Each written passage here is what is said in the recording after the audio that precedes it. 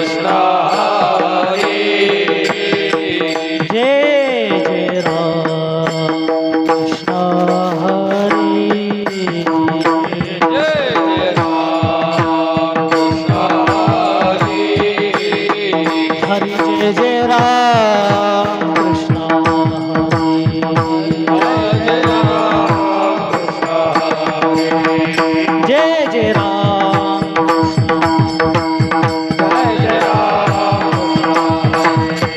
जय जय राम जय जय राम कृष्ण जय जय राम जय जय राम कृष्ण जय जय राम कृष्ण जय जय राम कृष्ण जय जय राम कृष्ण जय जय राम कृष्ण जय जय राम कृष्ण जय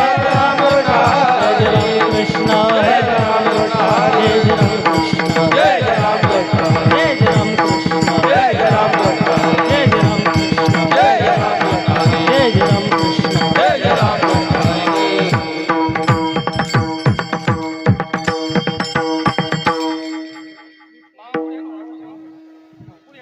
पाहता लोचनी रूप पाहता लोचनी रूप पाहता लोचनी रूप पाहता लोचनी रूप पाहता लोचनी लोचनी रूप पाहता लोचनी रूप पाहता लोचनी सुख झाले व सजनी सुख झाले हो साजनी साजनी तुहा विठ्ठल बरवा तुहा विठ्ठल बरवा बरवा तुहा विठ्ठल बरवा तुहा विठ्ठल बरवा तो विठ्ठल बरवा तो विठ्ठल बरवा तो विठ्ठल बरवा तो विठ्ठल बरवा तो हा माधव बरवा हे तो माधव बरवा बरवा तुहा विठ्ठल बरवा तुहा विठ्ठल बरवा बरवा तुहा विठ्ठल बरवा तुहा विठ्ठल बरवा हे तो विठ्ठल बरवा तो विठ्ठल बरवा हे तो विठ्ठल बरवा तो विठ्ठल बरवा बहुता सुकृताची जोडी बहुता सुकृताची जोडी बहुता सुकृताची जोडी बहुता सुकृताची जोडी हे बहुता सुकृताची जोडी बहुता सुकृताची जोडी बहुता सुकृताची जोडी बहुता सुकृताची जोडी म्हणून विठ्ठली आवडी म्हणून विठ्ठले आवडी आवडी तुहा विठ्ठल बरवा तुहा विठ्ठल बरवा बरवा तुहा विठ्ठल बरवा तुहा विठ्ठल बरवा हे तो विठ्ठल बरवा तो विठ्ठल बरवा तो विठ्ठल बरवा तो विठ्ठल बरवा सर्व सुखाचे आगर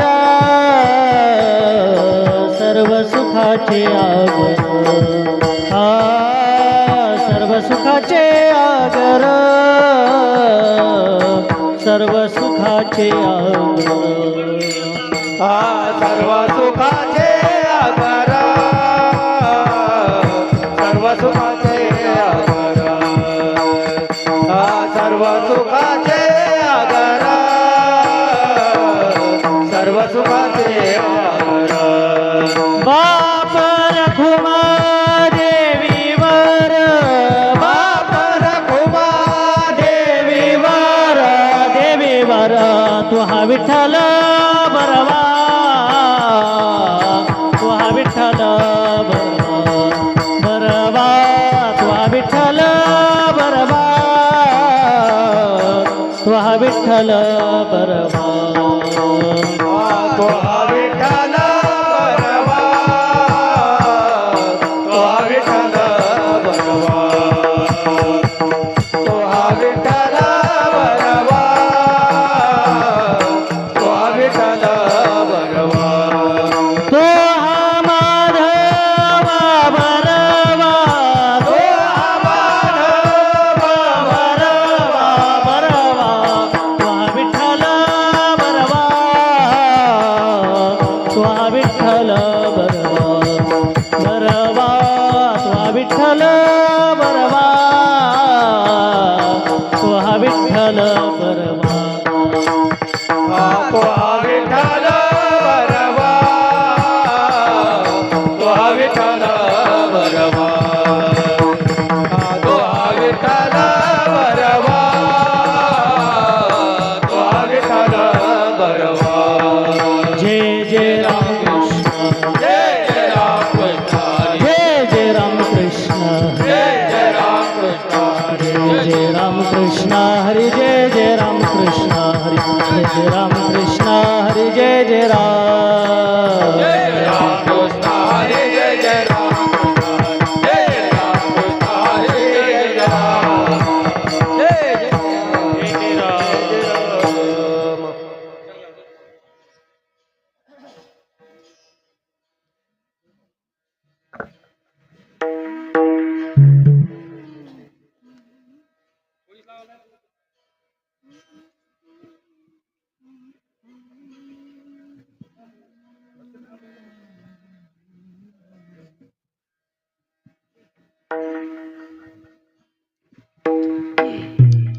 संताचा महिमा तो बहु दुर्गम संताचा महिमा तो बहु दुर्गम संताचा महिमा तो दुर्लभ संताचा महिमा तो दुर्लभ शाब्दिकाचे काम नाही तेथे शाब्दिकाचे काम नाही तेथे बहुदुधड जरी झाली म्हैस गाय बहुदुधड जरी झाली म्हैस गाय शब्दिकाचे काम नाही तेथे शब्दिकाचे काम नाही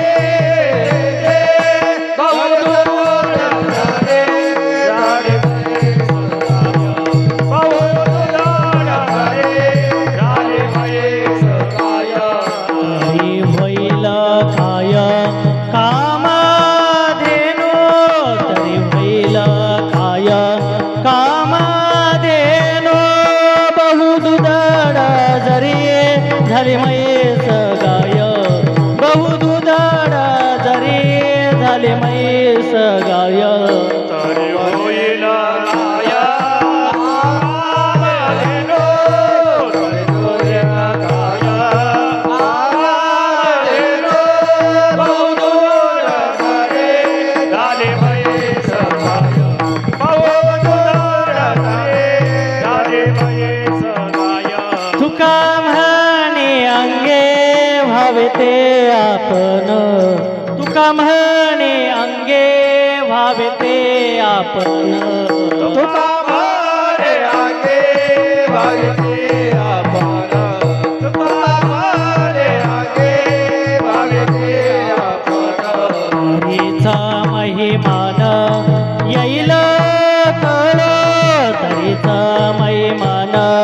येईला काळ बहु दुधाडा जरी झाली म्हैस गाय बहु दुधाडा जरी झाली म्हैस गाय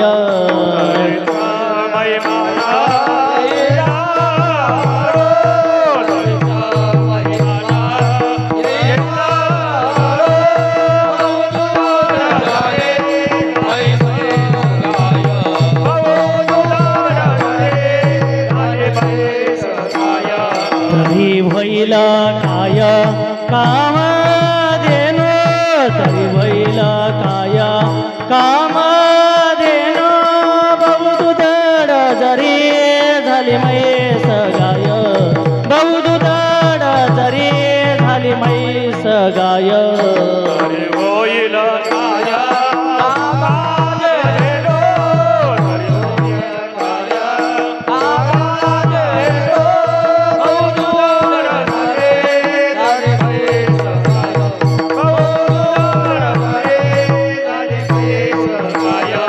जय विठोबा रखुमाई जय विठोबा रखुमाई विठोबा रखुमाई विठोबा रखुमाई विठोबा रखुमाई विठोबा रखुमाई विठोबा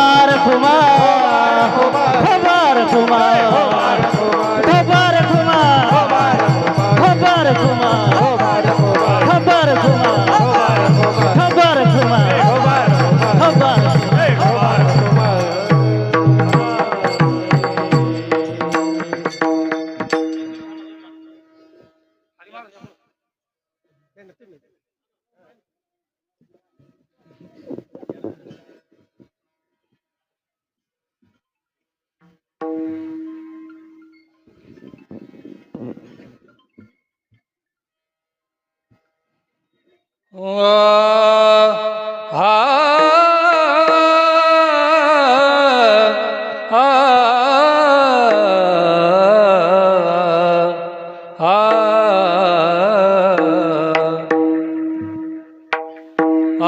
संतांचा महिमा तो बहु दुर्गम तो बहु दुर्गम संतांचा महिमा तो बहु दुर्गम तो बहु दुर्गम संतांचा महिमा तो बहु दुर्गम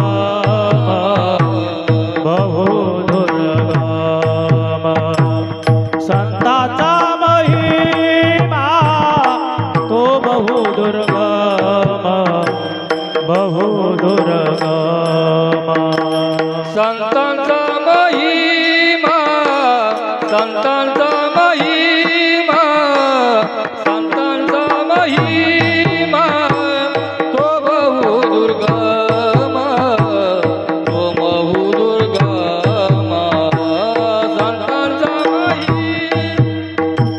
संतांचा महिमा तो बहु दुर्गम बहु दुर्गम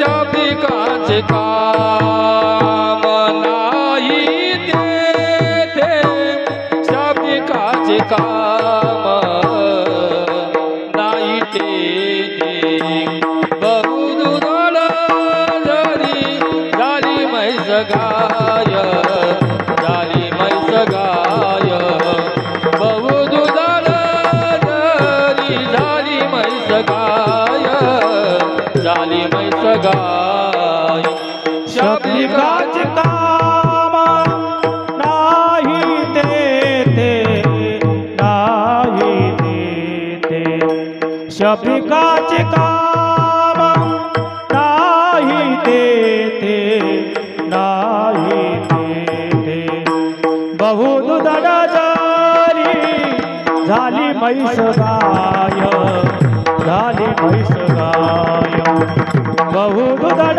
जरी झाली म्हैस गाय झाली म्हैस गाय. संतांचा महिमा तो बहु दुर्गम, तो बहु दुर्गम. संतांचा महिमा तो बहु दुर्गम, तो बहु दुर्गम. संताचा महिमा तो बहु दुर्गम, बहु दुर्गम. संताचा महिमा बहु दुर्गम, बहु दुर्गम.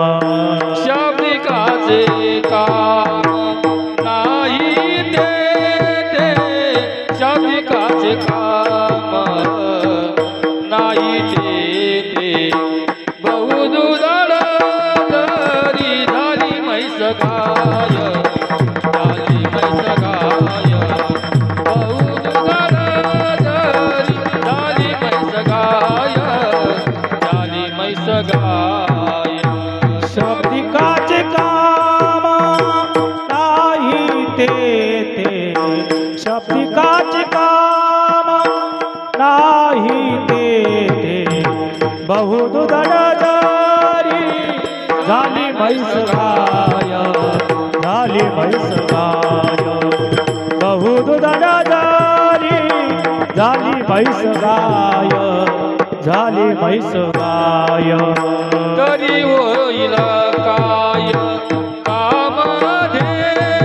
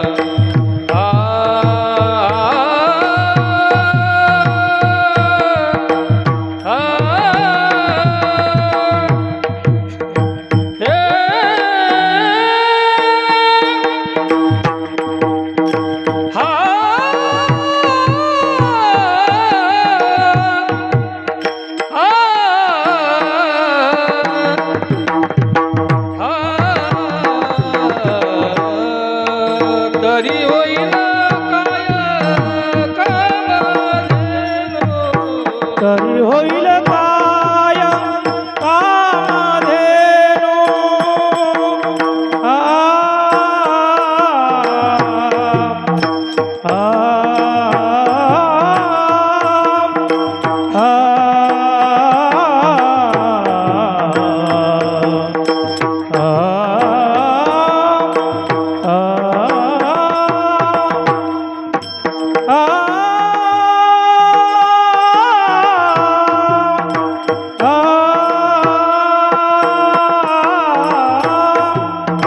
तरी होईल काय कामधेनो, तरी होईल काय कामधेनो, तरी होईल काय कामधेनो. बहु दुर्गम झाली म्हैस गाय, झाली म्हैस गाय. बहु दुर्गम झाली म्हैस गाय, झाली म्हैस गाय, झाली म्हैस गाय, झाली म्हैस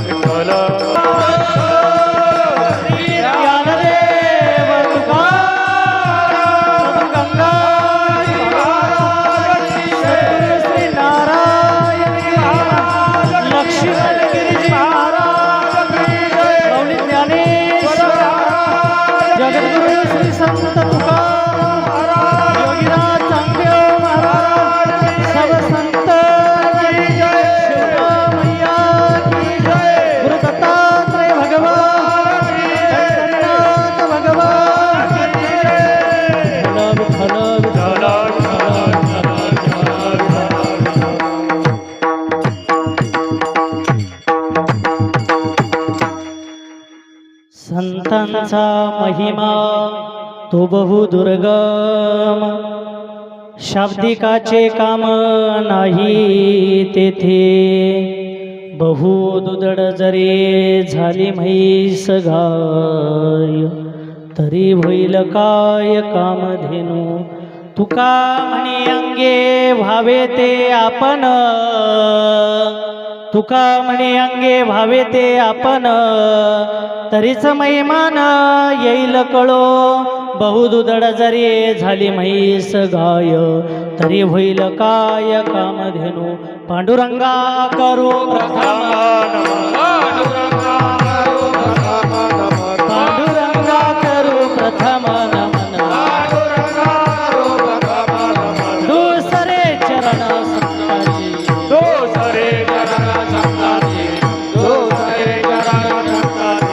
ज्यांच्या कृपादाने कथेचा विस्तार, ज्यांच्या कृपादाने कथेचा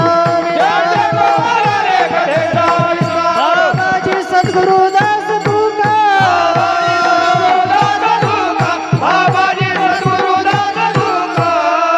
ओम नमो ज्ञानेश्वरा करुणाकरा दयाळा.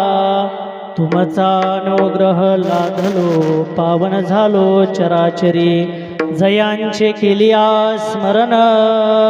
होय सकळ विद्येचे अधिकरण, तेचे वंदू श्रीचरण श्री गुरूंचे.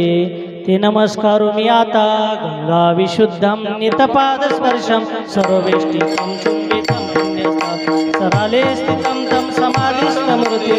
नमामि गंगागिरि योगिराज, तपोज्ञान वैराग्य भक्ति स्वरूपं सदालंकृतं साधु संन्यास.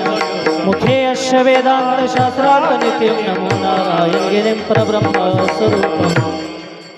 अवतार धरिला जगिता पितिरी, गुरु सेवा साधन गोधातटी करी.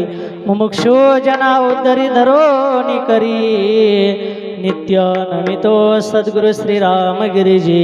समचरण सरोजम सांद्र नीलांबुदाभं, जगननिहित पाणि मंडनं मंडनानां. तरुण तुलसीमाला कंधरं कंजनेत्रं, सदैधवलहासं विठ्ठलं चिन्तयामि. हे दुःखभञ्जन मारुति नंदन, सुन लो मेरी पुकार पवन सुत. बिनती बारंबार पवन सुत, बिनती बारंबार.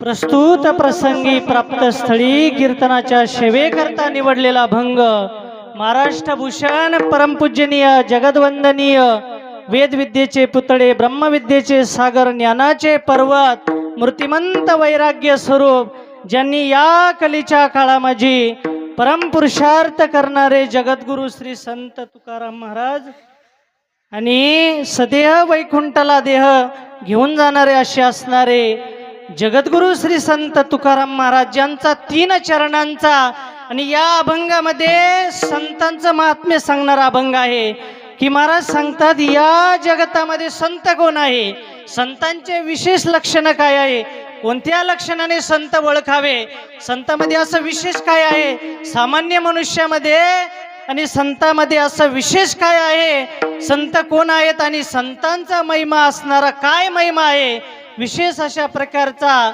आणि त्यांचा महिमा दुर्गम आहे, अगम्य आहे, अकल्पनीय आहे, सर्वांच्या बुद्धीच्या क्षमतेच्या पलीकडे आहे. संतांचा महिमा तो बहुत दुर्गम. ज्या ठिकाणी बघा आपण संतांचा महिमा जर वर्णन करायला लागलो आपले शब्द त्या ठिकाणी पुरणार नाही, कारण शब्दाची मर्यादा आहे. शब्द फक्त एक मर्यादेपर्यंत चालतात, परंतु त्यांचा महिमा त्या शब्दाच्याही पलीकडे आहे, तो कोणी वर्णन करू शकत नाही. महाराज दुसऱ्या आणि चरणामध्ये उदाहरण देतात, जशी एखादी गाय आहे.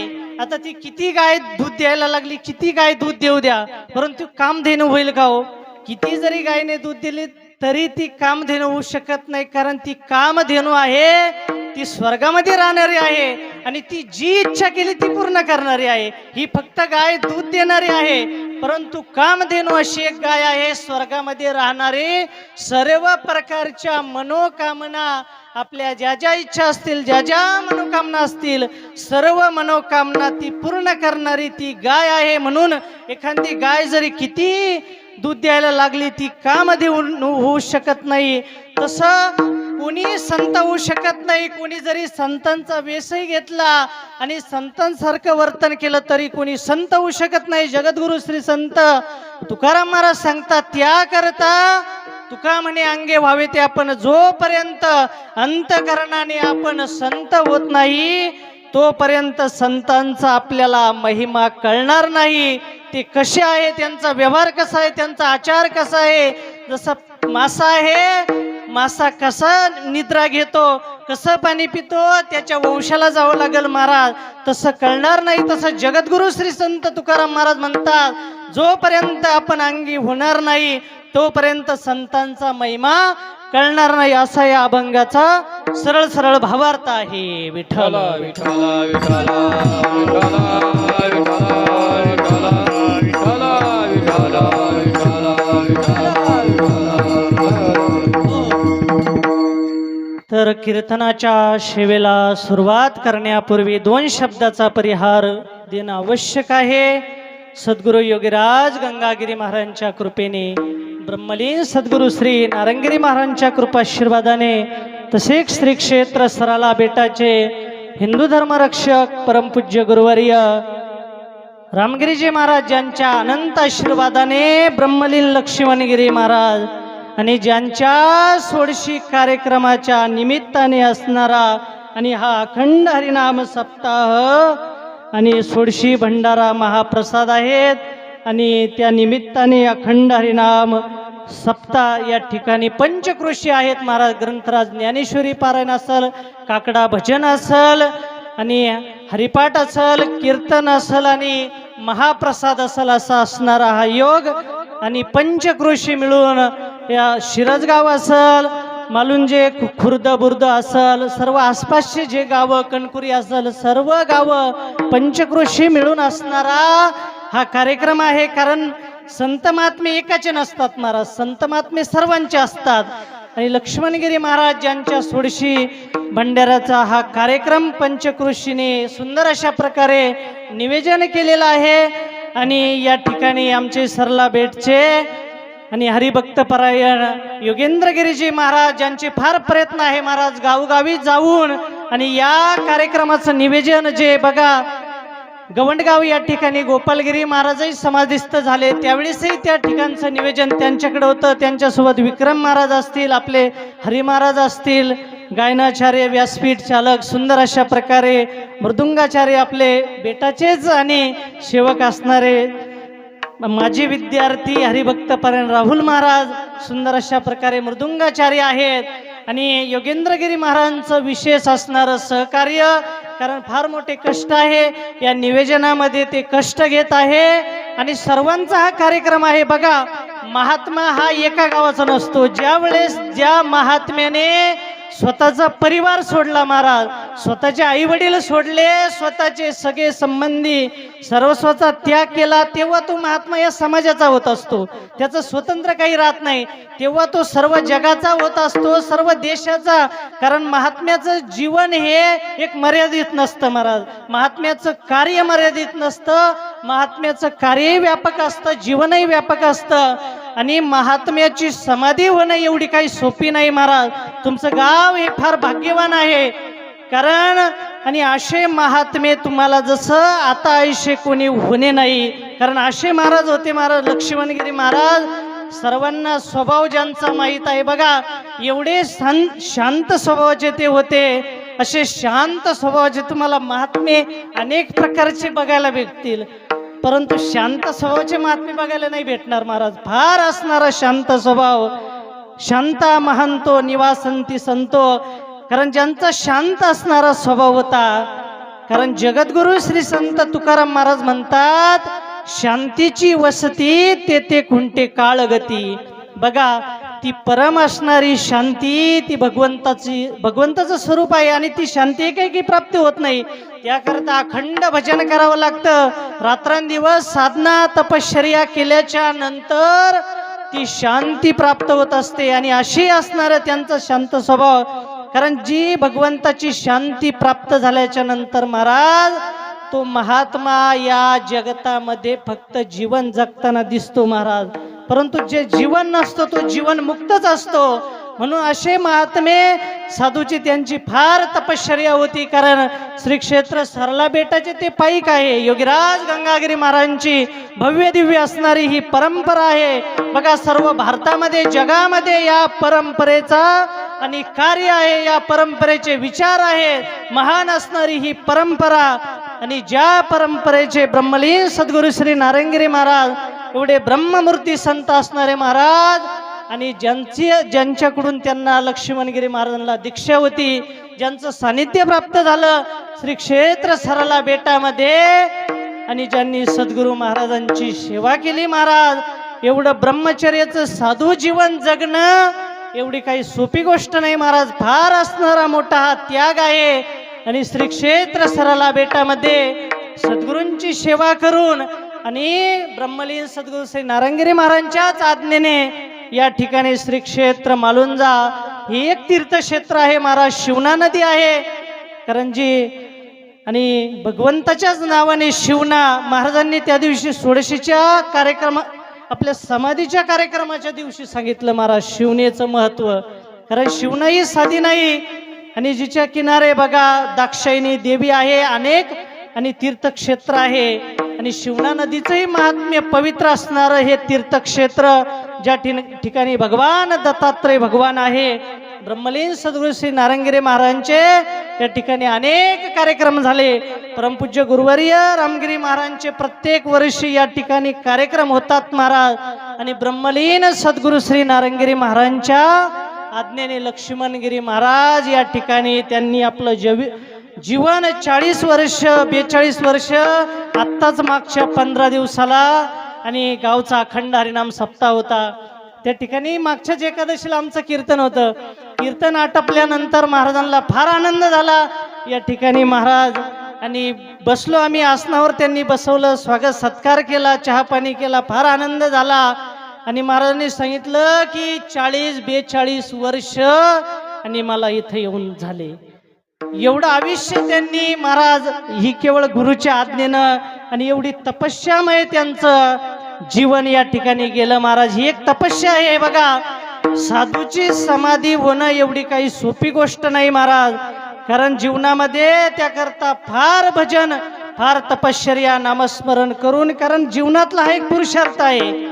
समाधी होणं निष्कलंक जीवन, निष्कलंक जीवन आमच्या माऊली ज्ञानेश्वर महाराजांचं आहे, योगीराज गंगागिरी महाराजांचं आहे, ब्रह्मलीन सद्गुरू श्री नारायणगिरी महाराजांचं आहे, परमपूज्य गुरुवर्य रामगिरी महाराजांचं आहे. असं जीवन या महात्म्यांनी या ठिकाणी जगले महाराज.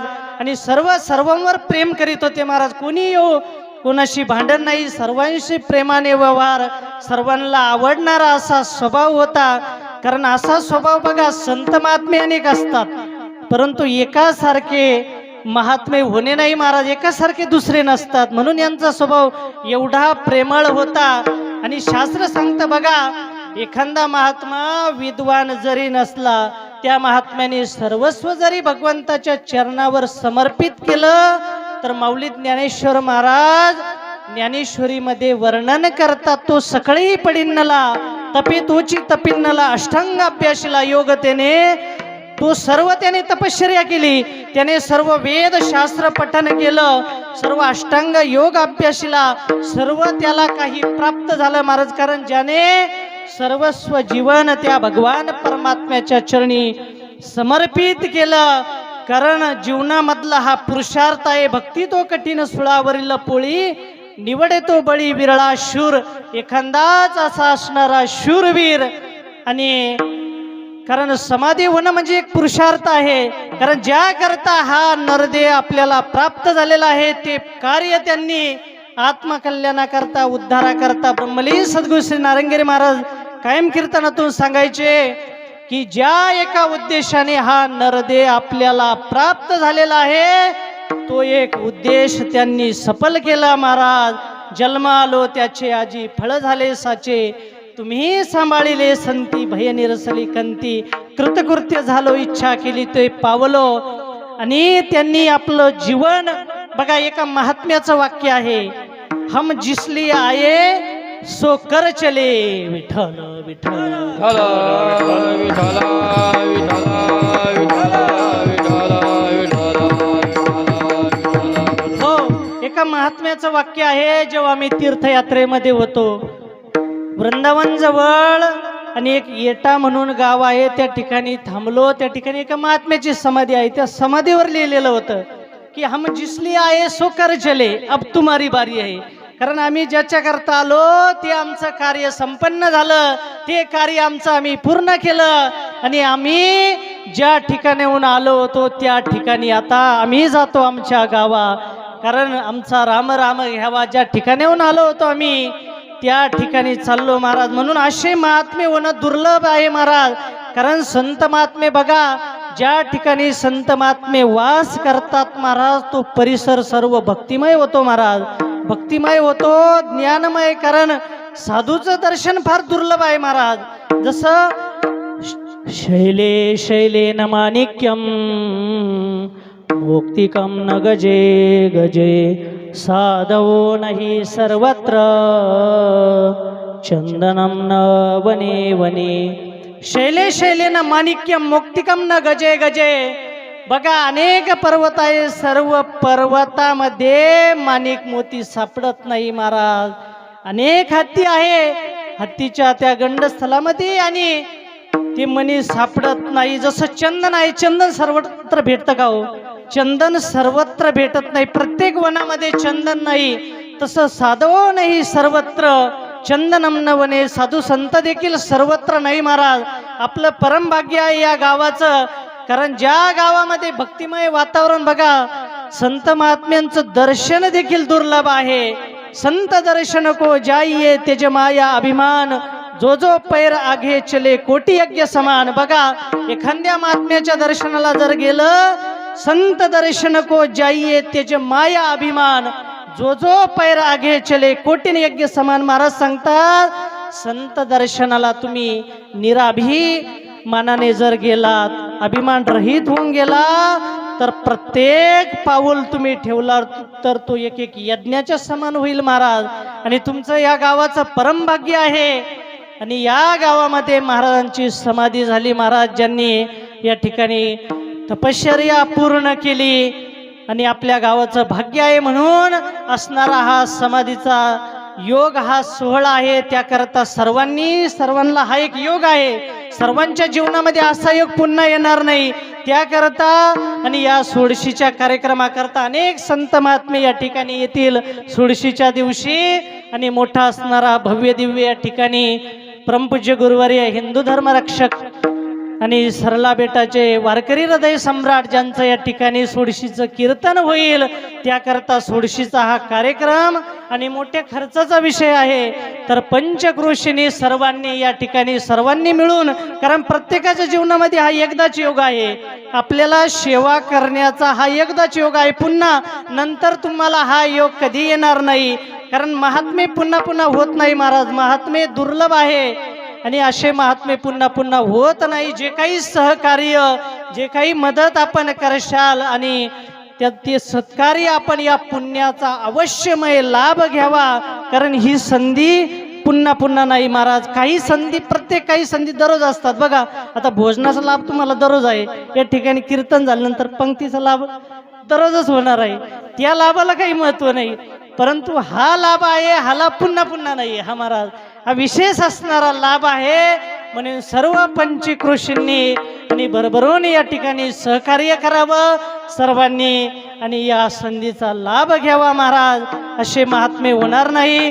कारण आपणही फार भाग्यवान आहात. फार महाराजांची सेवा केली. महाराजांच्या सेवेमध्ये कायम असणारे आपले चौधरी भाऊ असतील, फार गाडीची सेवा आणखीनही किचनमध्ये सेवा करणारे, त्यांचे आयुष्यभर ज्यांनी सर्व जीवन त्यांच्या सेवेमध्ये समर्पित केलं महाराज. कारण त्या सेवेला ती सेवा धन्य आहे महाराज. विठ्ठल विठ्ठल विठ्ठल विठ्ठल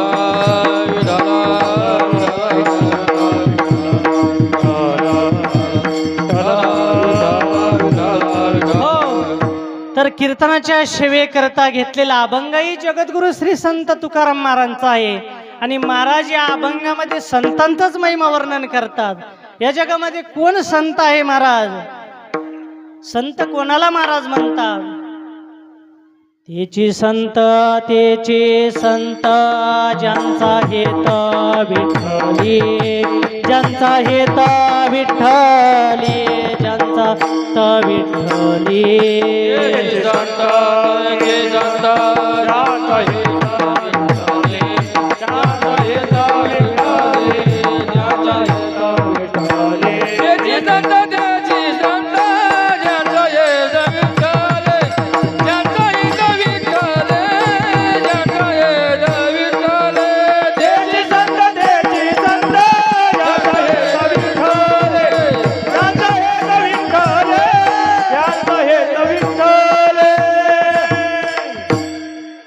या ठिकाणी आपले गंगापूरचे आणि पोलीस असणारे, ज्यांची अकॅडमी त्या ठिकाणी आहेत असे असणारे, आणि ज्ञानेश्वर नरोडे या ठिकाणी उपस्थित झाले, त्यांनाही धन्यवाद. विठ्ठल विठ्ठल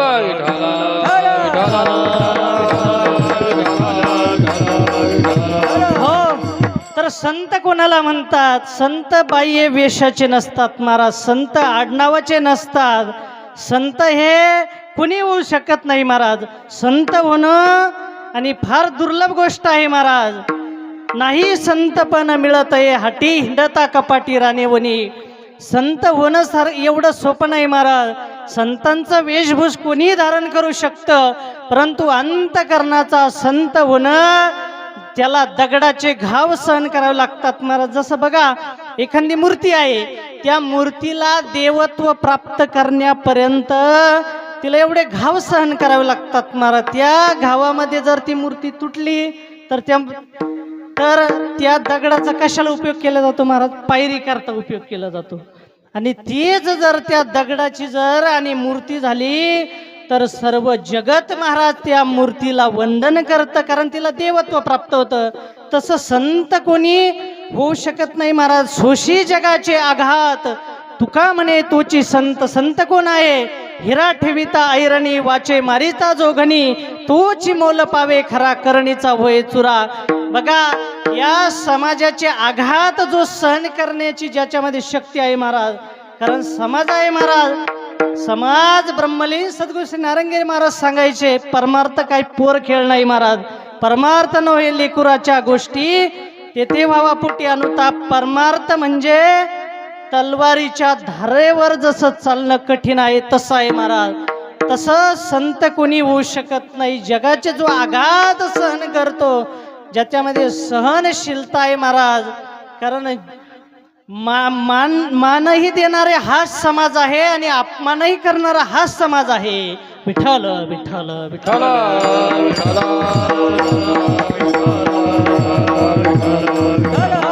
मग संत कोण आहे? तर महाराज सांगतात, तेची संत ज्यांचा हेत विठ्ठली. ज्यांचं हेत म्हणजे आपलं ध्येय केवळ भगवान परमात्मा आहे. ज्यांचा हेतू उद्देश धन संपत्ती नाही महाराज. पैसे कमवणं हा ज्यांचा उद्देश नाही, आणि मोठमोठे आश्रम बनवणं हा ज्यांचा उद्देश नाही. एकमेव परमार्थ, समाजालाही परमार्थाला लावणे, स्वतःही परमार्थ करणे, स्वतःही भक्ती करणे, हा ज्यांचा उद्देश आहे महाराज. अज्ञानी लावावे सन्मार्गाशी समाजाला, आणि अज्ञानी समाजाला सन्मार्गाला लावणं महाराज. भक्तीला लावणं, त्यांच्याकडून परमार्थ करून घेणे.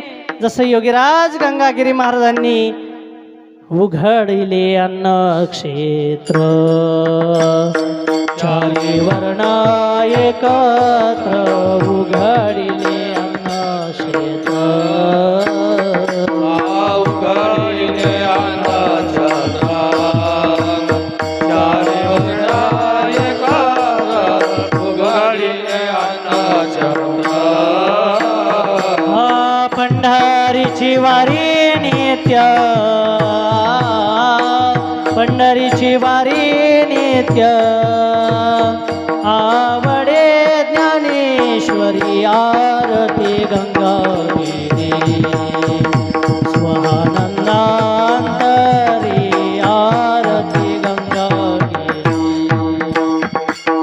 पंढरीची वारी नित्य पंढरीची वारी नित्य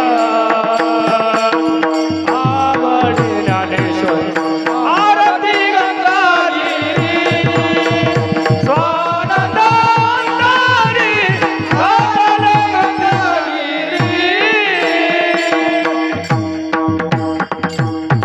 बघा ते संत आहेत योगीराज गंगागिरी महाराज योगी होते त्यांना काही गरज होती हो या समाजामध्ये राहायची कारण योगी महात्मे समाजामध्ये राहत नाही महाराज ते हिमालयामध्ये राहतात जंगलात राहतात गुफेत राहतात धन्य महाराज जन्मले संसारी ध्याते ते अंतरी नारायण कारण संत महात्मे ध्यानी योगीराज बैसले कपाटी लागो पाठीवाटी तयाच्या संत महात्मे वनात राहतात गिरीकंदरात राहतात परंतु समाजाचं काही कारण नसताना जे दया करतात ना त्यांना संत म्हणतात बघा काही कारण काही ज्यांचा स्वार्थ नाही समाजाचं हित व्हावं समाजाचं कल्याण व्हावं योगीराज गंगागिरी महाराजांनी अन्नक्षेत्र उघडलं महाराज अनेकांना पंढरीची वारी आणि हा परमार्थ शिकवला स्वतः काही इच्छा नाही स्वतः करता नाही महाराज संत त्याला म्हणतात हा समाज अपकार करतो त्यांच्यावर अपकार करणाऱ्यावर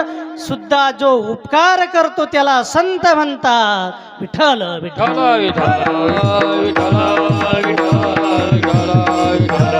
हो समाज हा अपकार करणारा आहे बघा सर्वांना प्रसंग माहित आहे एकनाथ महाराजांच्या जीवनामध्ये सहज एकनाथ महाराज रस्त्याने चालले होते गंगा किनारी चालले असताना एक विंचू पाण्यामध्ये बुडत होता एकनाथ महाराजांना दया आली त्यांना माहित होता हा विंचू आहे कारण विंचू म्हणत नाही हा महाराज आहे कारण विंचूला महाराज नाही कोण नाही सर्व सारखे आहे ना हो विंचू म्हणतो का महाराज आहे महाराजांना डंख नाही मारायचा असं नाही म्हणत महाराज त्याला सगळे सारखे आहे आता विंचवाचा स्वभाव आणि साधूचा स्वभाव साधूला दया आली बघा साधूची अंगी दया असते समाज कसाही असो कोणाचा स्वभाव कसाही असो परंतु साधूच्या अंतःकरणामध्ये दया असते विंचू बुडत आहे त्यांना माहित आहे हा विंचू आहे हा नांगी मारणार आहे तरी त्यांनी तो विंचू महाराज आणि हातामध्ये धरला त्याने नांगी मारली वेदना झाली पुन्हा पाण्यामध्ये पडला पुन्हा तो विंचू हातात घेतला काढण्याकरता पुन्हा नांगी मारली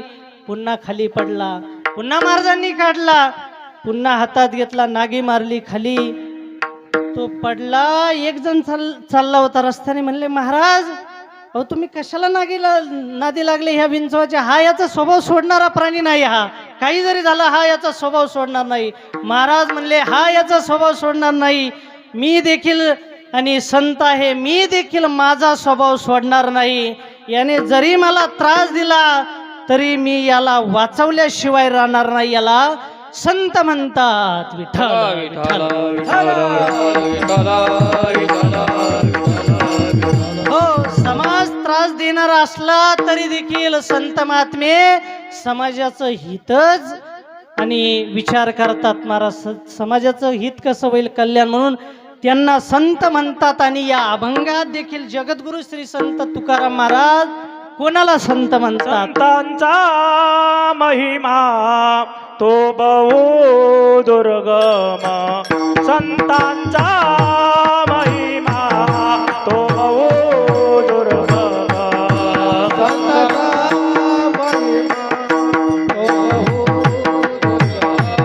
संताचा महिमा तो बहु दुर्गम संताचा महिमा तो बहु दुर्गम संताचा महिमा तो बहु दुर्गम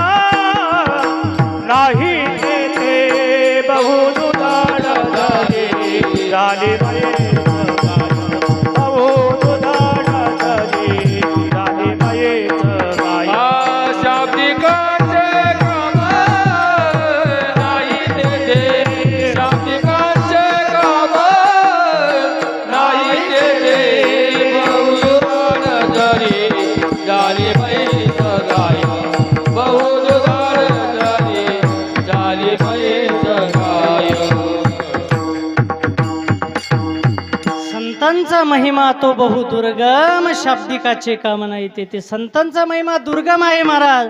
आणि या अभंगामध्ये जगद्गुरु श्री संत तुकाराम महाराज संतांचा महिमा वर्णन करतात. संतांचा दोन प्रकारचे संत आणि महाराज सांगतात, एक संत आहे यथार्थ वृत्तीचे संत आहेत महाराज, आणि एक संत भ्रमवृत्तीचे संत आहे महाराज. दोन प्रकारचा आणि दोन प्रकारे संतांचा महिमा वर्णन करून सांगतात. विठ्ठल विठ्ठल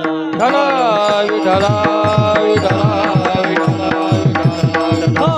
तर यथार्थ वृत्तीचे संत कोणाला म्हणतात महाराज? यथार्थ वृत्ती म्हणजे तर म्हणून प्रतीती रसाचा ओतला भावो, आणि ज्याला सर्व ज्ञान झालं महाराज, ज्याला सर्व आत्मज्ञान झालं, आणि जो समस्त ऐसा समस्त श्री वासुदेव ऐसा प्रतीती रसाचा ओतला भाव, म्हणून भक्ता माझी रावो ज्ञानी यातोची. कारण ज्याला अशी प्रतीती आली महाराज की या जगामध्ये सर्व दूर तो भगवान परमात्मा आहे. कारण गीतेमध्ये भगवान परमात्मा सांगतात, बहुनाम जन्मनामंते मानवांनां प्रपद्यते वासुदेवः सर्वमिति समहात्मा सुदुर्लभः. की बहुनाम जन्मनामंते, अनेक जन्माच्या शेवटी एखाद्या महात्म्याला ज्ञान होतं महाराज. आणि ते यथार्थ वृत्तीचे महात्मे कोण आहे? तर ते यथार्थ वृत्तीचे महात्मे माऊली ज्ञानेश्वर महाराज आहे. यथार्थ वृत्तीचे महात्मे जगद्गुरु श्री संत तुकाराम महाराज आहे, एकनाथ महाराज आहे, नामदेव महाराज, योगीराज गंगागिरी महाराज, ब्रह्मलीन सद्गुरु श्री नारायणगिरी महाराज, परमपूज्य गुरुवर्य रामगिरीजी महाराज, की जे सर्व प्राणी मात्रामध्ये आणि भगवंत बघतात महाराज. जसं भगवान परमात्मा गीतेमध्ये शुनीचैव स्वपाकेच पंडिता समदर्शिनाः इहैव तैर शुनीचैव स्वपाकेच पंडिता समदर्शिनाः विद्या विनय संपन्ने ब्रह्मणे गवी हस्तिनी. जो बघा ज्याला ज्ञान झालेला आहे, एखादा विद्वान ब्राह्मण असो, त्याच्यामध्येही जो महात्मा भगवंतालाच बघतो, आणि एखादा साधारण जरी मनुष्य आहे त्याच्यामध्ये भगवंतालाच बघतो. सर्व प्राणी मात्रामध्ये कुत्रा असो, कुत्र्यामध्ये भगवंताला बघणार, गायीमध्ये भगवंताला बघणार. सर्व प्राणी मात्रामध्ये जसं नामदेव महाराज, एकदा नामदेव महाराज भोजन करायला बसले, एक कुत्रा आलं ना त्या ठिकाणी, कुत्र्यानं एक भाकर गुपचूप आणि पकडली आणि पळायला लागलं. तर आपण त्या जागेवर असतो तर काय केलं असतं महाराज? एक काठी घेतली असती आणि कुत्र्याला धोपटून काढलं असतं महाराज. परंतु नामदेव महाराज बघा, नामदेव महाराज काठी घेऊन नाही पळाले. नामदेव महाराज तुपाची वाटी घेतली महाराज, तुपाची वाटी घेतली आणि म्हणाले, अहो प्रभूजी ऐसा मत पाहो, प्रभू सुकी रोटी खाऊ नका तुम्ही, कारण तिला तूप लावलेलं नाही, आणि तूप राहून तुम्हाला ती पोळी देतो म्हणले, आणि नंतर तुम्ही खा. बघा संत महात्म्यांना सर्व प्राणी मात्रामध्ये भगवंत दिसतो महाराज, आणि यांना यथार्थ वृत्तीचे संत म्हणतात. विठ्ठल विठ्ठल.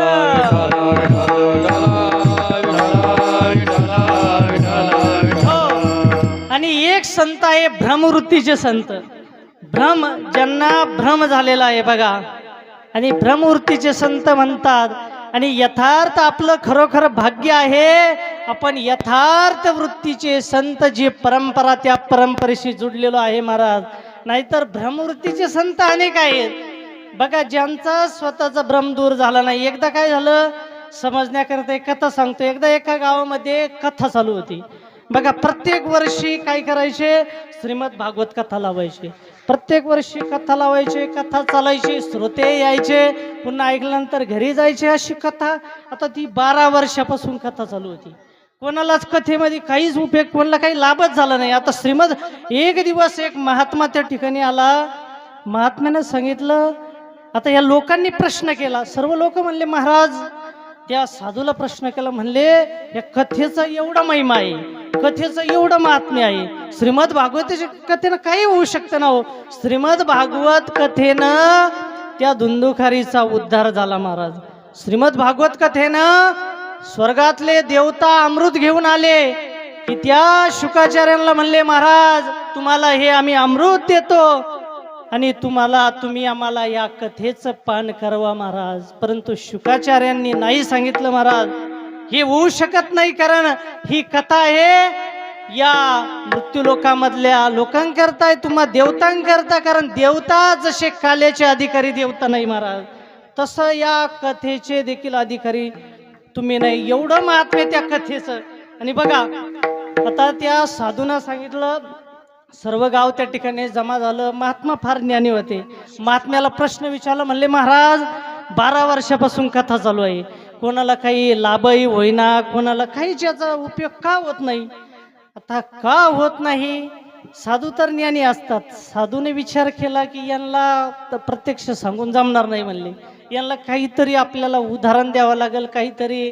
आणि महात्मा फार ज्ञानी होते. महात्म्यानं काय केलं, सर्व गाव त्या ठिकाणी एका ठिकाणी जमा केलं. आता जमा केलं, एका ठिकाणी 2 खांब रवल्या गेले. आता खांब रवल्या गेले दोन्ही बाजूना. आणि काय केलं, एका ठिकाणी जो पहिला कथाकार होता ना, त्या कथाकाराला एका खांबाला बांधलं महाराज. दुसऱ्या खांबाला गावातला एक मनुष्य, गावातला एक प्रतिष्ठित कोणी असन त्याला त्या खांबाला बांधलं. आता खांबाला बांधल्याच्या नंतर आणि महाराजांनी सगळं गाव बघत आहे बरं का. आणि महाराजांनी सांगितलं, त्या महात्म्याने सांगितलं त्या कथाकाराला, म्हणले काय करा तुम्ही, आता दोघाला बांधलेलं आहे आणि ह्या कथाकाराला सांगितलं यांना सोडा म्हणले. आता तो कथाकार म्हणले, महाराज मी बांधलेलो आहे म्हणले. आता मी बांधलेलो आहे आणि यांना कसं काय सोडू म्हणले. नाही म्हणले, काही जरी झालं तरी तुम्ही यांना सोडायचं म्हणले, काही जरी झालं तरी सोडायचं म्हणले. ते म्हणले, महाराज आणि तुमच्या पुढं मी हात जोडतो म्हणले, तुमच्या पुढं मी लोटांगण घालतो म्हणले. शक्य नाही, शक्यच नाही महाराज, कारण मी पण बांधलेला आहे आणि तो समोरचा पण बांधलेला आहे. अरे म्हणले, तुम्हाला मी हेच सांगित आहे की जो बांधलेला आहे तो दुसऱ्याला मुक्त करू शकत नाही. विठ्ठल विठ्ठल.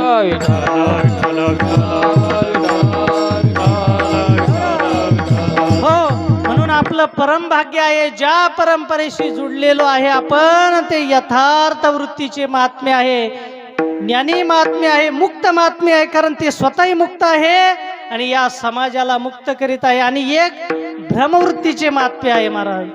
कारण ज्यांना भ्रम झालेला आहे, आम्हाला संत, आम्ही संत आहोत, तुम्ही आम्हाला माना.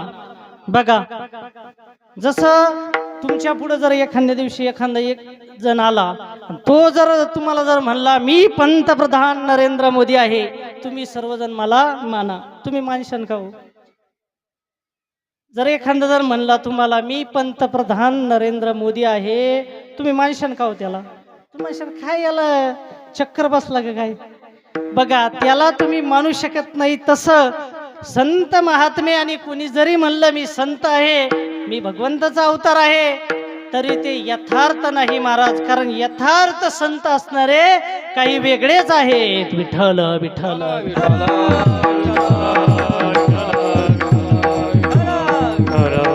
बघा यथार्थ जे संत आहे महाराज, जसं लक्ष्मणगिरी महाराज सारखे कधी कोणाचा दोष मत्सर, खरा जो महात्मा असला महाराज अंतकरणापासून, तो कधी कोणाचा दोष मत्सर करीत नाही महाराज.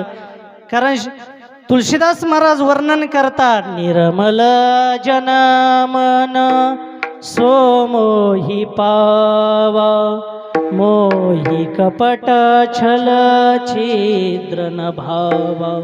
निर्मल जन मन सोमोही पावा, मोही कपट छल छिद्र न भावा.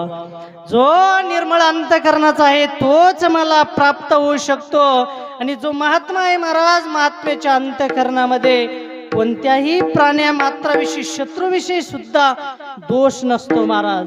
शत्रू जरी असेल, बघा त्याच्याविषयी सुद्धा महात्म्याच्या अंतकरणामध्ये दोष राहत नाही. आणि असा भक्त भगवंत सांगतात तो मला प्राप्त होतो. बघा रामायणामध्ये समजण्याकरता एक छोटंसं उदाहरण आहे. रामायणामध्ये आणि विश्वामित्र होते महाराज. विश्वामित्र ऋषींनी 60,000 वर्ष तपश्चर्या केली. आता 60,000 वर्ष तपश्चर्या केल्याच्या नंतर विश्वामित्राने याच्यासाठी तपश्चर्या केली होती की विश्वामित्राला वाटत होतं की मला सर्वांनी ब्रह्मर्षी म्हणावं. परंतु 60,000 वर्ष तपश्चर्या केली तरी देखील वशिष्ठ ऋषी असणारे ब्रह्मज्ञानी वशिष्ठ ऋषी सप्त ऋषींपैकी असलेले तरी देखील वशिष्ठ ऋषी त्या विश्वामित्राला ब्रह्मर्षी म्हणायला तयार नाही महाराज. आणि ब्रह्मर्षी म्हणायला तयार नाही. त्या 60,000 वर्ष तपश्चर्या केली. त्या विश्वामित्राला एवढा राग आला महाराज, एवढा भयंकर असणारा राग आला. आणि त्या विश्वामित्राने वशिष्ठ ऋषींच्या 1 नाही 2 नाही 10 नाही 50 नाही 100 मुलांची हत्या केली महाराज. 100 मुलांची हत्या केली. बघा आपल्या जर एखाद्या जरी मुलाला मारलं, खाली नुसतं मारलं तरी आपण एखाद्याला जिवंत ठेवणार नाही महाराज. बघा त्या वशिष्ठ ऋषींच्या 100 मुलांची हत्या केली तरी देखील अंतकरणामध्ये राग नाही महाराज.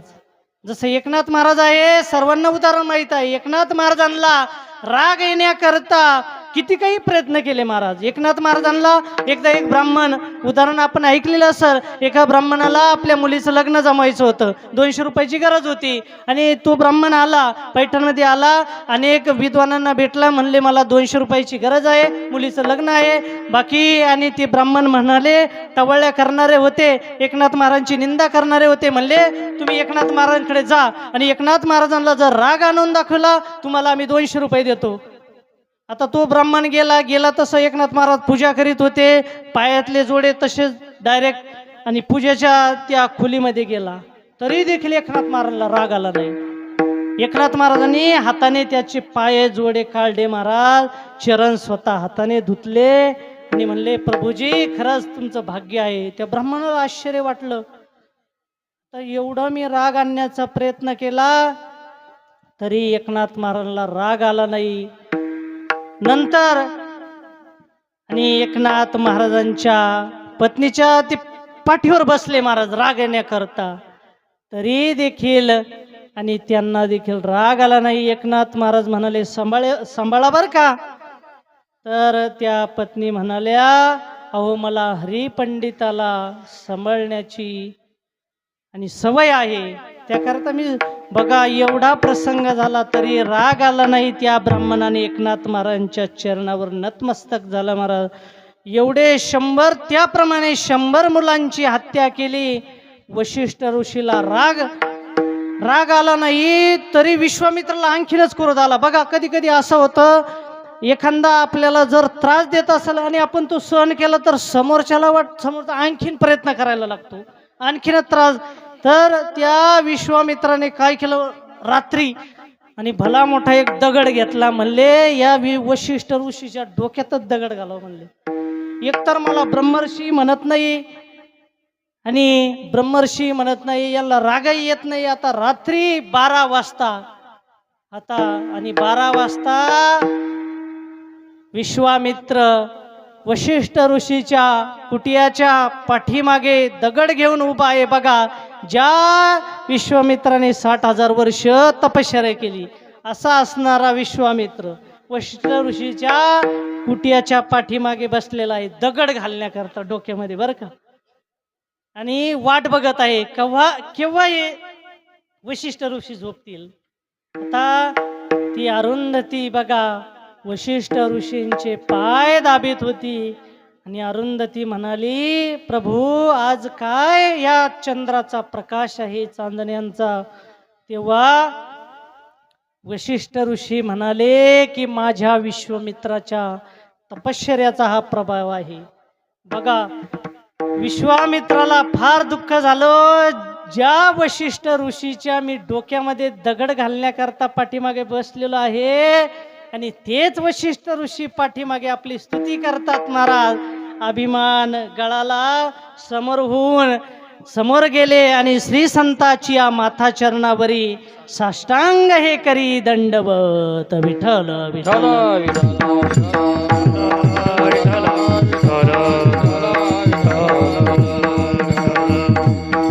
हो, साष्टांग दंडवत घातला आणि क्षमा मागितली. अभिमान गेला महाराज. तेव्हा वशिष्ठ ऋषी म्हणाले, या ब्रह्मर्षी, या ब्रह्मर्षी. विश्वामित्र म्हणायला लागले की महाराज तुम्ही जरा अगोदरच आम्हाला ब्रह्मर्षी म्हणले असते तर या 100 मुलांची हत्या केली नसती ना. एवढी हत्या कशा करता आणि एवढा प्रयास कशा करता.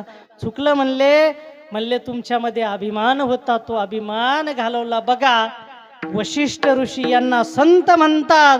एखादा बघा आपल्याला मारण्याकरता ब्रह्मलीन सद्गुरू श्री नारंगगिरी महाराजांनाही श्री क्षेत्र सराला बेटामध्ये आणि काही वेळेस मारण्याचा प्रयत्न केला महाराज. असे काही माणसं ठेवलेले होते आणि की जो माणूस महाराजांना मारण्याकरता त्याला सुपारी दिली होती महाराज.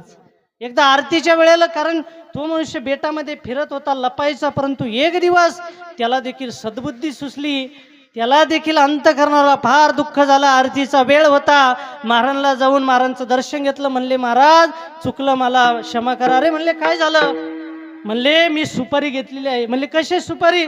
म्हणले तुम्हाला मारण्याची. अरे म्हणले तू तुझं काम कर, मार म्हणले मला. बघा ब्रह्मलीन सद्गुरू श्री नारंगगिरी महाराज परमपूज्य गुरुवर्य रामगिरीजी महाराजांनाही काही दिवस आणि एक मनुष्य त्या ठिकाणी महाराज ज्यावेळेस गादीवर बसले काही दिवस होता महाराज त्या ठिकाणी लपायचा. आणि असे प्रसंग बघा तरी देखील जे संत महात्मे आहे ते सहन करतात महाराज. त्यांना संत म्हणतात. विठ्ठल विठ्ठल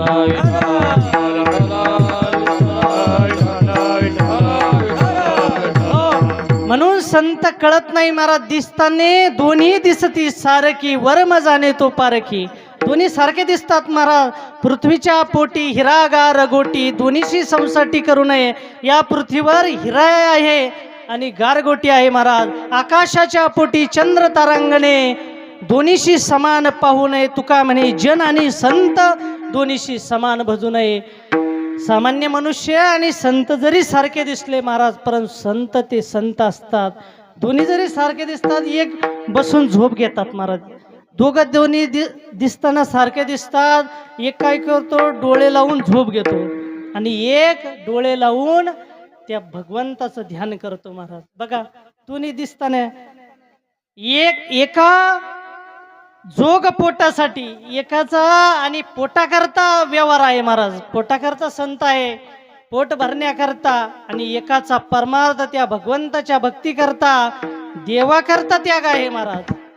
पोटाकरता त्याग नाही. जे यथार्थ संत आहे त्यांचा उद्देश केवळ एक भगवान आहे. म्हणून सारखे जरी दिसले तरी दिसताना म्हणून संत महात्म्यांचा महिमा. समुद्र नव्हे पै गंगा, समुद्र नव्हे पै गंगा.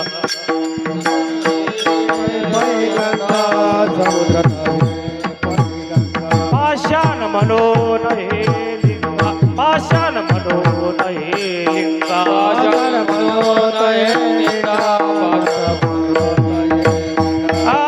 संत नवती जगा, संत नवती जगा मानसा त्या सारिखे.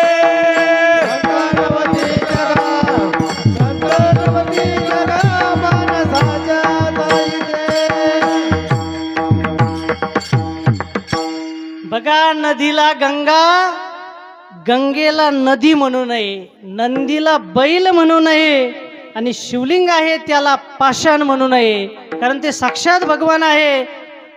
गंगा ही काही सामान्य नदी नाही महाराज. भगवान शंकरासमोर असणारा जो पाषाणाचा नंदी आहे त्याला पाषाण समजू नये. भगवंताची शिळा असेल शिवलिंग, तिला देखील पाषाण समजू नये. तसं संत आहे महाराज या समाजामध्ये. संत कळत नाही महाराज. संत या समाजामध्ये राहतात. लक्ष्मण गिरीजी महाराज आपल्यामध्ये राहिले, कळाले नाही महाराज. योगीराज गंगागिरी महाराज आपल्यामध्ये राहिले, कळाले नाही. ब्रह्मलीन सद्गुरू श्री नारंगगिरी महाराज कळाले का हो? कळत नाही महाराज. कारण संतांचा महिमा फार दुर्गम आहे. ते आपल्यामध्ये राहिले, कळत नाही महाराज. योगीराज गंगागिरीजी महाराजांनी आणि बघा त्या गंगेवर त्यांचा महिमा. त्यावेळेस आणि गंगेला पाणी असताना महाराजांनी घोंगडी आथरावी आणि त्या घोंगडीवर पहिलं तीराला जावं महाराज. असा संतांचा महिमा आहे. गंगागिरी महाराज पाण्याचं तूप करीत होते. संत हे काही करू शकतात. संत हे स्त्रीचा देखील पुरुष करू शकतात. संतांचा महिमा असा आहे. संत मेलेलेला जिवंत करू शकतात. कारण माऊलींनी मेलेल्या प्रेताला जिवंत केलं महाराज. आणि जिवंत नाही केलं त्याच्याकडून ज्ञानेश्वरी लिहून घेतली. असा संतांचा महिमा कळत नाही महाराज. ब्रह्मलीन सद्गुरू श्री नारायणगिरी महाराज आपल्यामध्येच होते, आपल्यामध्येच राहिले, परंतु त्यांचा महिमा कळला नाही महाराज. बघा सोडशीच्या कार्यक्रमाच्या वेळेस महाराज ज्यावेळेस ब्रह्मलीन झाले त्यावेळेस अनेक संत महात्मे त्या ठिकाणी आले होते. पूर्ण भारतातून महात्मे आले. सर्व महात्म्यांचं एक मत झालं महाराज. सर्व महात्मे म्हणाले हे महात्मे म्हणजे साक्षात नारायणगिरी नसून नारायण स्वरूप आहेत. साक्षात नारायणाचं स्वरूप असणारे आणि ब्रह्मलीन सद्गुरू श्री नारायणगिरी महाराज आहे महाराज. साधे महात्मे नव्हते, आपल्यामध्ये होते. त्यांचा महिमा कळत नाही. बघा श्रीरामपूरला ज्यावेळेस यज्ञ झाला होता, काळा मारुती पाटाजवळ मारुती आहे त्या ठिकाणी यज्ञ झाला होता. त्यावेळेस अवेद्याचे महात्मे बोलावले. अवेद्याचे मोठमोठे तपस्वी महात्मे बोलावले. त्या ठिकाणी रामचरितचा पाठ केला. कारण त्या मूर्तीची प्रभू रामचंद्राचे आणि मूर्तीची प्राणप्रतिष्ठा करायची होती. प्राणप्रतिष्ठा करायची होती. अवेद्याचे तपस्वी महात्मे बोलावले. तुलसीदास महाराज रामायणाचं पाठ केलं आणि त्या ठिकाणी प्राणप्रतिष्ठेचा विधी केला महाराज. परंतु जे निवेदनकर्ते आहे त्या निवेदनकर्त्यांनी ब्रह्मलीन सद्गुरू श्री नारायणगिरी महाराजांना निमंत्रण दिलं नाही महाराज. कथा भाग आपण ऐकलेला असेल. आणि निमंत्रण दिलं नाही. आणि ज्या वेळेस त्या ठिकाणी यज्ञ पेटवायचा होता महाराज, किती काही त्यांनी लाख प्रयत्न केले महाराज, परंतु तो यज्ञ पेटायला तयार नाही. निश्चित ते अवेद्याचे महात्मे म्हणले त्या निवेदन करणाऱ्याला तुमच्याकडून निश्चित काहीतरी चूक होत आहे की या आसपास कोणीतरी एखादा सिद्ध महात्मा असावा आणि त्या सिद्ध महात्म्याचा तुमच्याकडून अपमान झाला असेल आणि तो त्या अपमानामुळं हा यज्ञ पेटत नाही. भगवान तुमच्यावर नाराज आहे. आणि त्या निवेदक कमिटीने त्या ठिकाणी क्षमा मागितली. महाराज खरंच आमच्याकडून अपराध झाला आहे का? ते अवेद्याचे महात्मे म्हणाले आहे का कोणी महात्मा? हो म्हणले आहे. जवळ श्री क्षेत्र सराला बेट आहे त्या ठिकाणी. आणि थोर असे पुरुष गुरुवर्य नारायणगिरीजी महाराज फार महान संत आहे महाराज. ते अवेद्याचे महात्मे म्हणाले तुम्ही त्यांना निमंत्रण दिलं नाही, त्यांचा अपमान केला महाराज, त्याच्यामुळे हा यज्ञ पेटत नाही. भगवान तुमच्यावर नाराज आहे. तुम्ही जर आम्हाला जरी अवेद्यावरून बोलवलं, परंतु तो प्रभू रामचंद्र तुमच्यावर प्रसन्न होणार नाही जोपर्यंत तुम्ही त्या महात्म्याला बोलावणार नाही महाराज. आणि त्याबरोबर गाडी घेऊन त्या ठिकाणी बेटामध्ये गेले महाराज. पूर्वीचा काळ आपला सर्वांना माहीत आहे. गोदावरी गंगा वाहत असायची. तो वटवृक्ष आहे. सुंदर असणारं ते बेट गंगागिरी महाराजांची समाधी आहे. ज्या ठिकाणी ती जुनी पडवी महाराज, ज्या जुन्या खोल्या जुना मठ त्या ठिकाणी. आणि त्या भिंतीवर महाराज बसलेले असायचे. भिंतीवर कधी उघडेही बसलेले असायचे. असे थोर संत महात्मे. आता एकदा एक जण आला आणि महाराजांना विचारायला लागला. नवीन मनुष्य होता. महाराजांनाच विचारायला लागला. म्हणले नारायणगिरी महाराज कुठं आहे? आता महाराजांनी लीला केली. म्हणले ती तिकडं जा, मठामध्ये जा. म्हणले तिकडं आहे.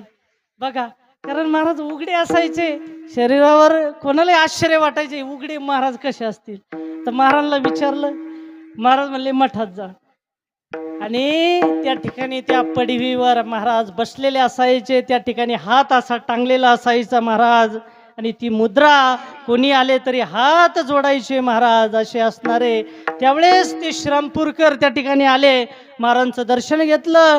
महाराजांना म्हणले आमचं चुकलं. म्हणले तुम्हाला आम्ही यज्ञाला निमंत्रण दिलं नाही आणि आत्ताच्या आत्ता तुम्हाला आम्ही नेण्याकरता आलेलो आहोत. महाराज म्हणाले अरे म्हणले आम्ही कशाचे संत आहोत, आम्ही एक जंगलात राहणारे आहोत म्हणले. आणि तुम्ही तिकडंच मोठमोठे महात्मे बोलवा, त्यांच्या हातून यज्ञ करा, आम्हाला काय कळतं, आम्ही कुठं विद्वान आहे, आम्ही कुठं ज्ञानी आहे, आम्ही एका जंगलामध्ये राहणारे, या ठिकाणी काय आहे आणि या ठिकाणी राहणारे आम्ही. परंतु त्या सर्व कमिटीने महाराजांची क्षमा मागितली. आणि महाराज अगोदर फार बोलून घ्यायचे, सर्वांना माहीत आहे. अगोदर महाराज आणि अभिमान जिरवायचे महाराज कठोर शब्दामध्ये आणि बोलायचे, अगोदर बोलायचे आणि नंतर होकार दिला, चला म्हणले, येतो म्हणले. आणि महाराज निघाले त्या यज्ञाकरता. ज्या वेळेस त्या ठिकाणी गेले महाराज, सर्व एवढे मोठमोठे तपस्वी होते आणि सर्व तपस्वी महात्मे उठून उभा राहिले. यज्ञ त्या ठिकाणी महाराजांकरता मोठं सिंहासन ठेवलेलं होतं. परंतु महाराजांची नम्रता सर्व सकल संत महात्म्यांना गेल्या गेल्या एकदा सर्वांना दंडवत नमस्कार केला महाराजांनी. महाराज म्हणले आम्हाला आसन नको. आणि महाराज त्या ठिकाणी खाली बसले महाराज. आणि महाराजांचा हात त्या ठिकाणी लागताच त्या ठिकाणी अग्नी प्रज्वलित झाला महाराज.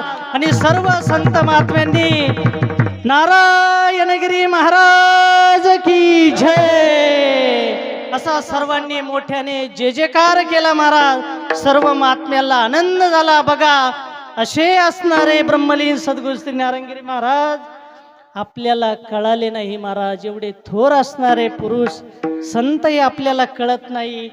अनेक प्रसंग बघा, काही वेळेस बेटामध्ये चोरी व्हायच्या आणि महाराजांच्या वौरीमध्ये काही वेळेस चोर आले होते महाराज. एकदा महाराजांच्या आणि एका चोराने काठी आणली महाराज. महाराजांच्या हाताला ते लागलेलं होतं, तरी महाराजांनी त्याला बॅटरीक दाखवली महाराज जाण्याकरता. त्याला दिसत नव्हतं. बघा असे संतांची. एकदा एका भक्ताच्या घरी चोरी झाली.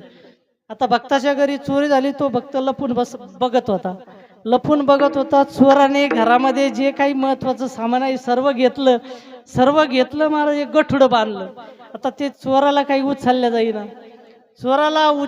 जाईना महाराज. ते भक्त आले, त्या भक्ताने गठुडं उचलून दिलं महाराज. जा म्हणले घेऊन. बघा तसं ब्रह्मलीन सद्गुरू श्री नारायणगिरी महाराजांनी विद्यार्थ्यांना कोणालाही उठवलं नाही महाराज. त्या चोराला जे घेऊन जायचं. बघा असे संत आहे. संत आपल्याला कळत नाही महाराज. विठ्ठल विठ्ठल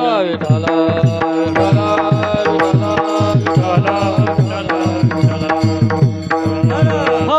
बघा परमपूज्य गुरुवर्य रामगिरीजी महाराज आपल्यामध्ये राहतात. महाराज कळतात का आपल्याला? आपल्याला महाराज कळत नाही. महाराजांचा काय महिमा आहे. आज रोजी ज्यांना संपूर्ण भारतामध्ये सर्व संत समाज ज्यांना मानतो महाराज विश्वामध्ये, आणि त्यांचा महिमा कळतो का आपल्याला? बघा पाठीमागे ज्या वेळेस आणि भारतामध्ये एवढे विद्वान आहे, एवढे ज्ञानी आहे महाराज, जे वाक्य कोणी बोलू शकत नाही महाराज. आणि ते वाक्य महाराज बोलले. आणि बघा त्यावेळेस प्रसंग असा घडला. नंतर त्याच्या काही दिवसांनी बघा मुंबईला एक कार्यक्रम होता आणि संत महात्म्यांची सभा होती. अवेद्याचे जगद्गुरु परमहंसजी महाराज त्या ठिकाणी आले होते. आम्ही त्या कार्यक्रमाला गेलो होतो. अवेद्याचे परमहंस महाराजजी होते जगद्गुरु, आणखीनही शंकराचार्य महाराज होते. तर त्यांनी विचारपूस केली की कुठले आहे आपण? तर त्यांना सांगितलं सरला बेटचे आहे आम्ही. ती म्हणाले हमको महाराज जी को, रामगिरी महाराज जी को मिलना है, बहुत बड़े वो महात्मा है, उनको मिलने की इच्छा है. कहाँ पर उनका स्थान है? सांगितलं शिरडी के पास है. साई बाबा शिरडी के पास सरला बेट नाम का स्थान है, प्राचीन स्थान है. तर सांगितलं. तर बघा दत्त जयंतीचा प्रसंग होता. दत्त जयंतीच्या दिवशी ते अवेद्याचे महाराज, आणि त्या दिवशी महाराजांचा कार्यक्रम सुराळाला होता. ते अवेद्याचे महाराज आले. महाराजांच्या कार्यक्रमामध्ये आले. महाराजांना नमस्कार केला. महाराजांनी त्यांचं स्वागत केलं. मोठा हार घालून त्यांनी महाराजांचं स्वागत केलं. आणि ज्या वेळेस त्यांच्याकडे बोलण्याकरता माईक दिला, त्यांनी सांगितलं महाराज कि आप तो सच में आप बहुत बड़े जगत गुरु हो, क्योंकि आप बहुत बड़े धर्म का कार्य करते हैं. आपके जैसा हम तो जगत गुरु पदवी से है, लेकिन सच में हम तो आज से आपको जगत गुरु कहेंगे, क्योंकि आपका कार्य वैसा है. आपके जैसा कार्य किसी का नाही, इतना धर्म का कार्य. आणि त्यांनी देखील महाराजांची वाहवा करावी. महाराज जे अयोध्येला राहणारे जगद्गुरु महात्मे त्यांनी इकडे येऊन महाराजांच्या भेटीची इच्छा करावी, महाराजांचा सत्कार करावा, महाराजांचं ज्यांनी वर्णन करावं. म्हणजे महाराज आपल्यामध्ये राहतात परंतु आपल्याला कळत नाही. विठ्ठल विठ्ठल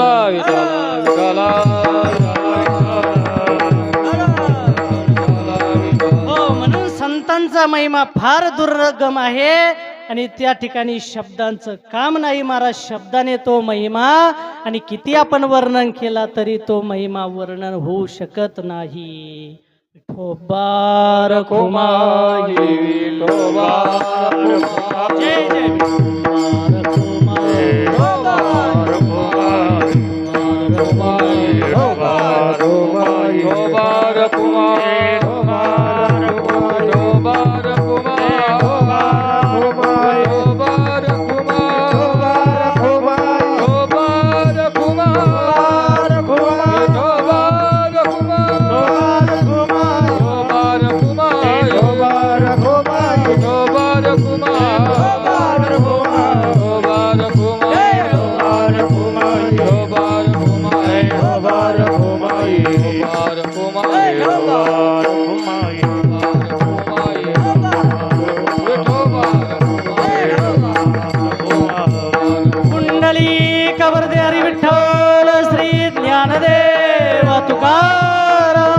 सद्गुरु गंगागिरी महाराज, सद्गुरु श्री नारायण गिरीजी महाराज, ब्रह्मली लक्ष्मण गिरीजी महाराज की जय.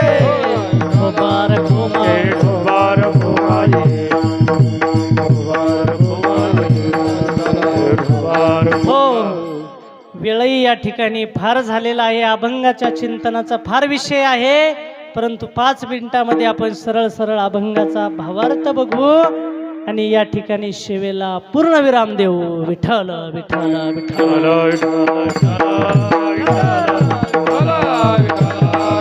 हो, बघा संत महात्मे कळत नाही महाराज. संत महात्मे समाजासारखे दिसतात, आपल्यामध्ये राहतात, आपल्यासारखे बोलतात, आपल्यासारखे चालतात, आपल्यासारखे खातात, आपल्यासारखे कपडे घालतात, परंतु संत आपल्यासारखे नाही महाराज. कोणी संत होऊ शकत नाही. कोणी जरी संतांचा वेश घेतला तरी अंतकरणाने कोणी संत होऊ शकत नाही. बघा, एखाद्याने वाघाचा जरी वेश घेतला तरी वाघ होऊ शकतो का? होतो नाही होऊ शकत. विठ्ठल विठ्ठल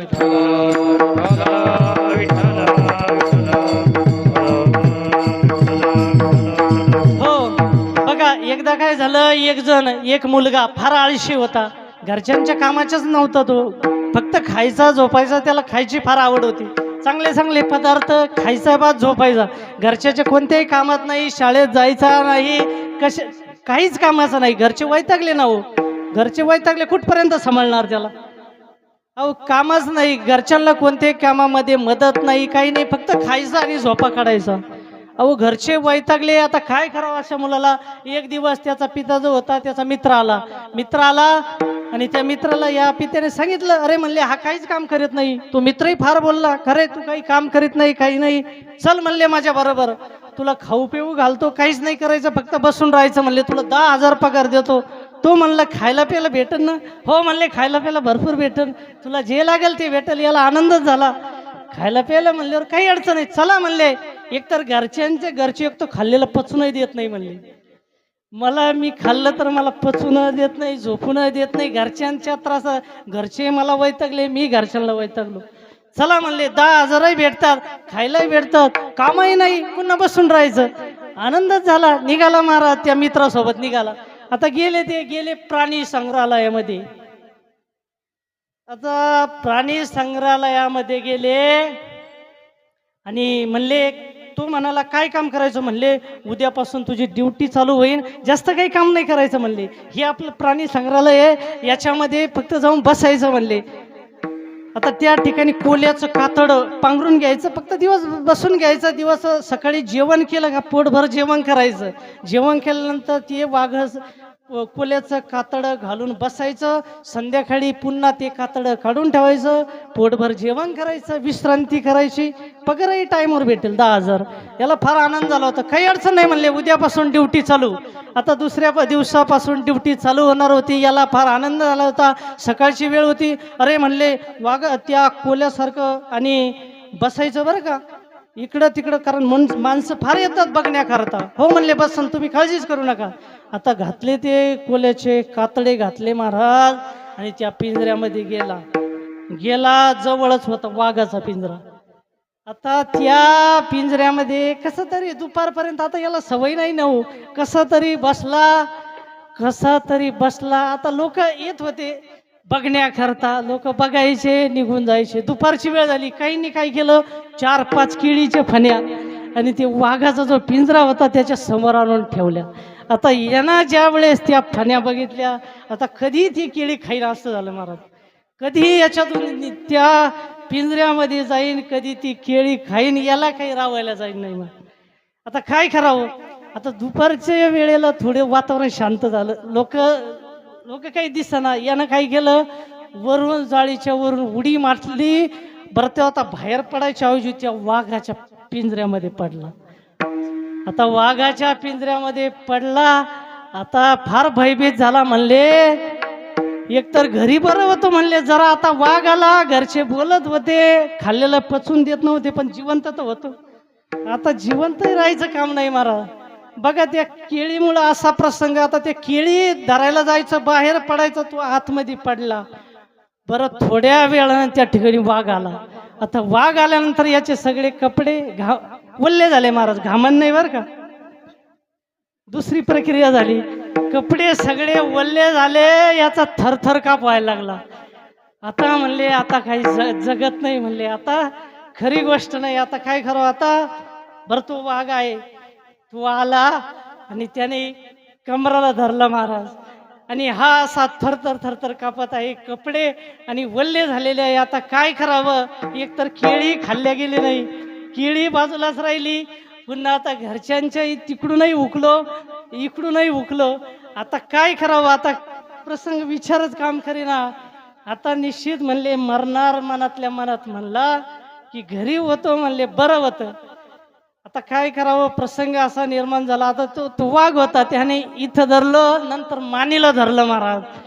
मानीला धरलं. हा एवढा घाबरायला लागला की आता मी निश्चित आता आपला प्राण जाणार एवढा भयभीत झाला.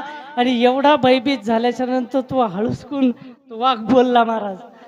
अरे म्हणले तू घाबरू नको, तुला 10,000 आहे, मलाही 20,000 आहे. विठ्ठल विठ्ठल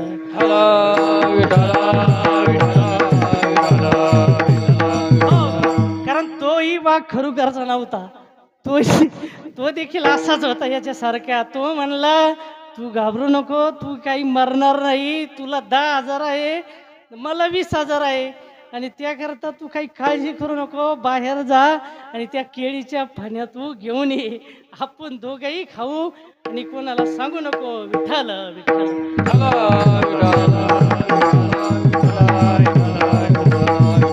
बघा वाघाचं कातड जरी आणि धारण केलं तरी तो वाघ होऊ शकत नाही. तसं एखादी गाय म्हैस आहे, किती जरी दूध द्यायला लागली तरी ती कामदेवनी होऊ शकत नाही. तेच महाराज अभंगाच्या बहुदुधण जारी झाली म्हैस गाय, बहुदुधण जारी झाली म्हैस गाय, बहुदुधण जारी झाली म्हैस गाय, बहुदुधण जारी झाली म्हैस गाय, बहुदुधण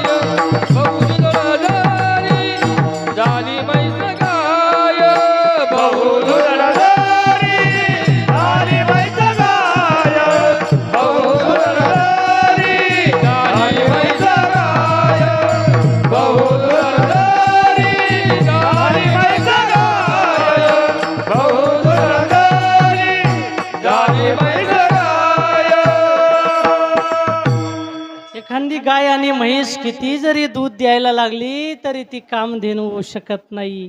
कामधेनूची फार मोठी कथा आहे, परंतु आपल्याला ती कथा बघण्याकरता वेळ नाही महाराज. वेळ पूर्ण झालेला आहे.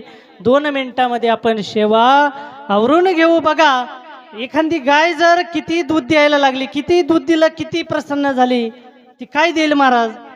जास्तीत जास्त दूध देईल. आणखीन काय देईल? शेण देईल महाराज. आणखीन काय देईल? गोमतीर देईल. याच्या पलीकडे काय देणार आहे? परंतु ती कामधेनू गाय आहे अशी ती काही देईन, केव्हाही देईन, कुठेही देईन आणि जेवढं लागन तेवढं देईन. ती किती लागो ज्या ठिकाणी, कारण तिला काही सामग्री कुठून आणायची गरज नाही महाराज. फक्त संकल्पाचा उशीर आहे. जे इच्छा केली ती त्या ठिकाणी निर्माण होणार आहे. म्हणून जगद्गुरु श्री संत तुकाराम महाराज सांगतात, एखादी गाय आणि म्हैस किती दूध द्यायला लागली ती कामधेनू होऊ शकत नाही, तसं कोणी संत होऊ शकत नाही. तुका म्हणे अंगे व्हावे ते आपण, अंगे आपण होऊ शकत नाही तोपर्यंत संत कोणी होऊ शकत नाही महाराज. 2 मिनिटाचा एक प्रसंग आहे बघा. हरिपंडित होता एकनाथ महाराजांचा सुपुत्र. एकनाथ फार आणि काशीला विद्वत्ता फार आणि अध्ययन करून आला महाराज. आणि ज्या वेळेस या ठिकाणी पैठणला आला, एकनाथ महाराजांचं वागणं पटलं नाही महाराज. एकनाथ महाराज साधारण भक्ती, भजन भक्ती करणारे लोक त्यांच्या दर्शनाला यायचे, आणि हे हरिपंडिताला पटलं नाही महाराज. कारण बघा, संतांचा महिमा कोणला? एकनाथ महाराज जरी संत आहे तरी त्यांना आणि त्या हरिपंडिताला महिमा कळला नाही महाराज. एक दिवस एक महिला आली. आता ती महिला आली, म्हणली महाराज मला 1000 ब्राह्मणांना भोजन घालायचं होतं, परंतु एवढी माझ्यामध्ये ऐपत नाही, एवढी माझ्यामध्ये शक्ती नाही. महाराज म्हणले, ती म्हणली तुम्ही येशाल का माझ्या घरी भोजनाला? एकनाथ महाराज म्हणले काही हरकत नाही, येईन म्हणले. आता हरिपंडिताला फार हास्य झाले. असं कुठं असतं का म्हणले महाराज? 1000 पंडित भोजन खाऊ घालायचे होते आणि तुम्ही एकटे. हरिपंडिताला एकनाथ महाराजांची कोणतीच गोष्ट मान्य नव्हती. एकनाथ महाराजांनी हरिपंडितालाच बरोबर नेलं. त्या ठिकाणी भोजनाला बसले. भोजन झालं आणि हरिपंडिताला पत्रवाळ्या उचलायला लावल्या महाराज. एक उचलली, त्यांनी बघितलं दुसरी एखादी चिटकलेली असेल, दुसरी काढली, आली असेल तिला चिटकून, आता तिसरी काढली. अशा करता करता 1000 पत्रवळ्या निघाल्या. तेव्हा हरिपंडिताला कळालं की एकनाथ महाराज म्हणजे जोपर्यंत आपण अंगी होत नाही तोपर्यंत संतांचा महिमा कळत नाही. अभंगाचं तू का म्हणे अंगी व्हावे ते आपण, तू का म्हणे अंगी व्हावे ते आपण, तू का म्हणे अंगी व्हावे ते आपण, तू का म्हणे अंगी व्हावे ते आपण, तू का म्हणे अंगी व्हावे ते आपण, तू का म्हणे अंगी व्हावे ते